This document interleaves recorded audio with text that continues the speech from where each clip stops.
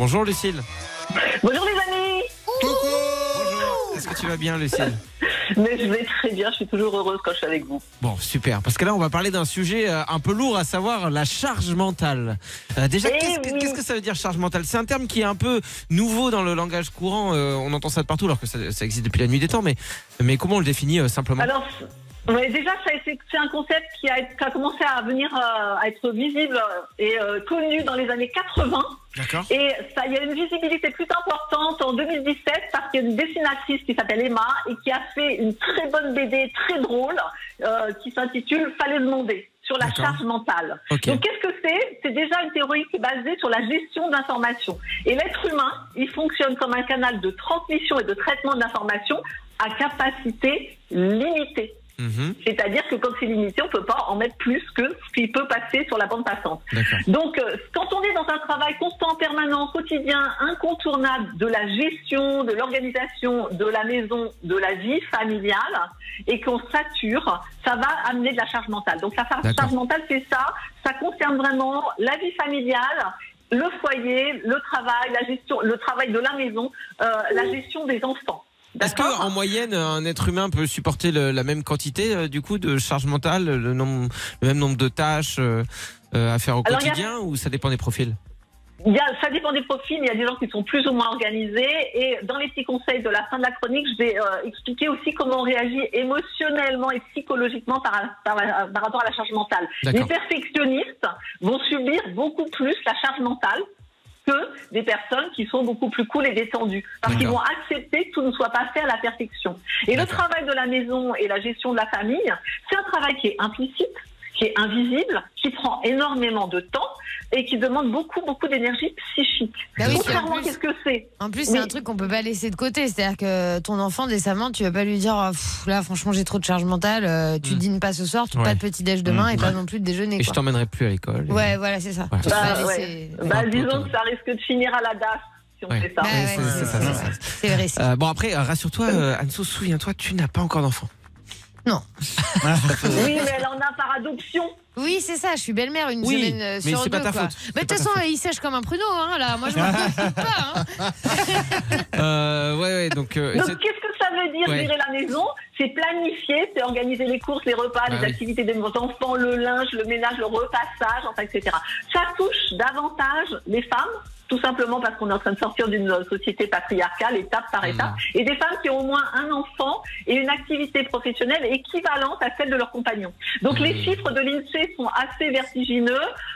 Les femmes prennent encore en charge aujourd'hui 64% des tâches domestiques et 71% des tâches parentale. Et quand je parle des femmes, ça peut être aussi les gays et ça peut être aussi les hommes, c'est-à-dire c'est la personne qui va prendre en charge le foyer. Comme c'est encore majoritairement les femmes, mais dans un couple gay, la personne qui va prendre en charge le foyer va pouvoir rentrer dans de la charge mentale. D'accord. Il y a un très bon bouquin qui est sorti là-dessus, il y a un compte Instagram aussi, ça s'appelle Ta pensée A de Pauline Charpentier, on vous met les références, et compte Instagram aussi, il y a 170 000 followers sur ce compte Instagram. C'est pour vous dire un petit peu que ça concerne vraiment pas mal de gens. Alors, pardon, excuse-moi, il y a Nico qui voulait poser une question. Non, juste une question, est-ce que la charge mentale peut venir uniquement par exemple du travail ou alors elle est forcément globale? Elle est dans tous les domaines? Alors la charge mentale ne concerne pas l'activité professionnelle, elle ne concerne que les tâches familiales et parentales. D'accord. C'est vraiment la famille, la maison. Voilà, c'est tout ce qu'on prend en charge dans ce cadre-là. C'est vraiment ce qu'elle est en train de plus expliquer. Nico, tu n'écoutes pas. Nico, tu ne suis pas. Je veux que tu poses ton portable. Tu poses ton portable et tu écoutes. Le thème du jour, c'est quoi? Oui, donc vas-y, reprends Lucie. Je te jure, il est dissipé. Alors, comment ça se manifeste? C'est quoi les symptômes? D'accord. On a le sentiment d'être saturé, submergé. On n'a pas de recul avec tout ce qu'on a à faire au quotidien. On fait des erreurs, on fait des oublis, on a un temps de réaction plus long. On peut même rentrer dans de la panique. D'accord. Ça peut même amener jusqu'au burn-out. Si c'est pas bien géré. Et ça peut, si en plus on a la pression dans le travail, alors là c'est jackpot. D'accord. Ça va concerner un Français sur 5 et donc 80% des femmes selon l'Institut Ipsos, deuxième étude. Et maintenant ça va commencer à concerner les hommes qui sont de plus en plus impliqués dans la famille et ça pourrait concerner de plus en plus d'hommes. Alors les conséquences sont importantes. Ça fait des problèmes familiaux, des problèmes de couple, de l'épuisement et donc ça peut aller vraiment jusqu'au burn-out si c'est pas géré. D'accord, ok. Donc il vaut mieux pouvoir le gérer. Et justement, quand on se sent acculé de partout, qu'on s'en sort plus, qu'on est stressé, qu'on est à la limite du burn-out et qu'on se dit bon, de toute façon je suis foutu et qu'on n'a pas de moyens concrets de changer notre quotidien, comment faire déjà pour sortir un peu la tête de l'eau et réussir à trouver des solutions pour alléger cette charge mentale? Alors c'est déjà savoir que des solutions, souvent il y en a plein.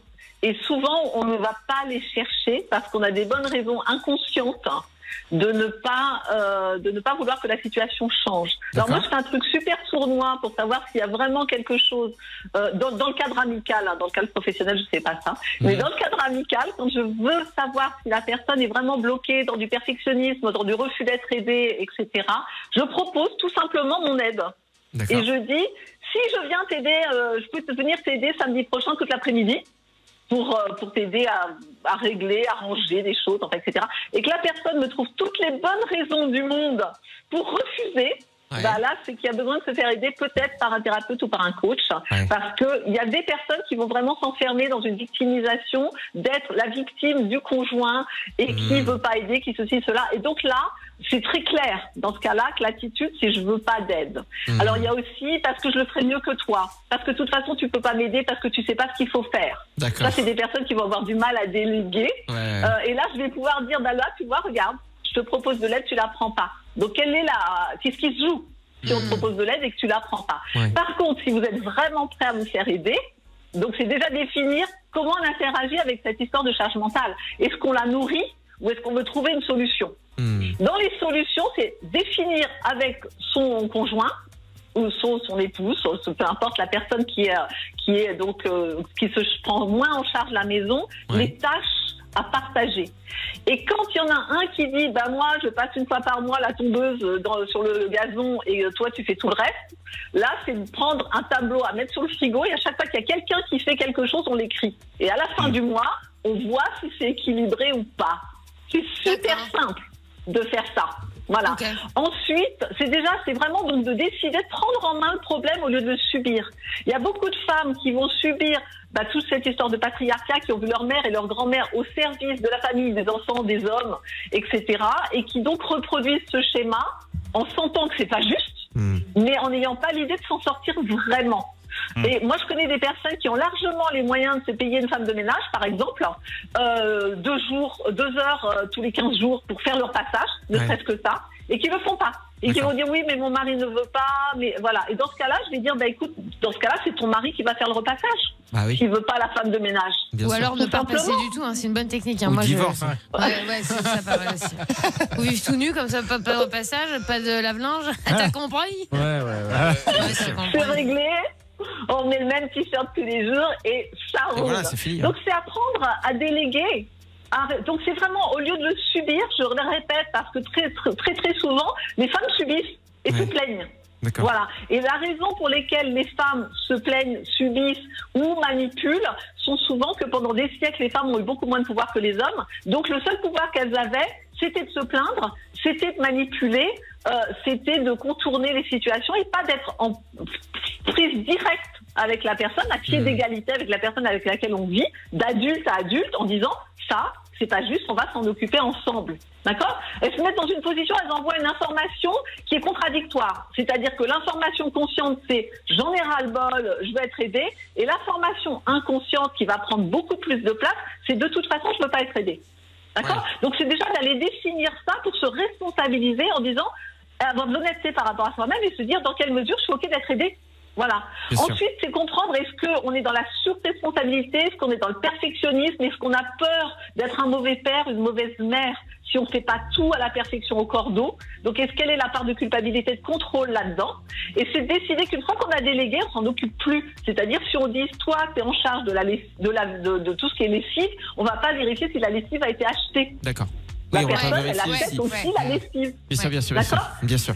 Et c'est laisser baisser le niveau d'exigence sur je prends tout en charge. D'accord? Moi, je vous propose un super bon bouquin pour vous aider là-dessus. Foutez-vous la paix de Fabrice Midal. Ça, c'est très bien. Ça vous fait du bien, ça fait lâcher prise et ça fait revenir à l'essentiel. Donc ça, c'est une très bonne chose. Bon, on va mettre. Foutez-vous la paix.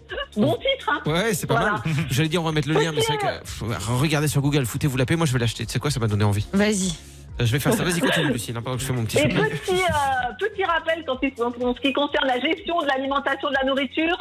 Mardi prochain, j'anime un atelier en ligne qui sera en live et en replay. Ça, on va parler du corps de l'alimentation, de la relation à la nourriture. Aujourd'hui, l'alimentation agroalimentaire nous aide pas à être très très en forme dans la relation, à ce qu'on mange. La société de consommation nous incite à surconsommer des produits dont on n'a pas besoin. Ouais. Moi, j'ai perdu 10 kilos l'année dernière. Je me suis d'abord occupée de ce que j'avais dans ma tête et ma relation à la nourriture avant de m'occuper de ce qu'il y avait dans mon frigo et dans mon assiette. Ouais. Donc voilà, venez vous mettre au boulot, bosser avec moi mardi prochain. Ça va faire du bien à tout le monde parce que la nourriture, c'est le carburant de votre énergie quotidienne. Et on vous met le lien là, cette fois il le faut pour pouvoir vous inscrire à l'atelier de Lucille. Merci beaucoup d'avoir été avec nous, Lucille. Avec grand plaisir. À la semaine prochaine. Bisous. Salut. Bisous.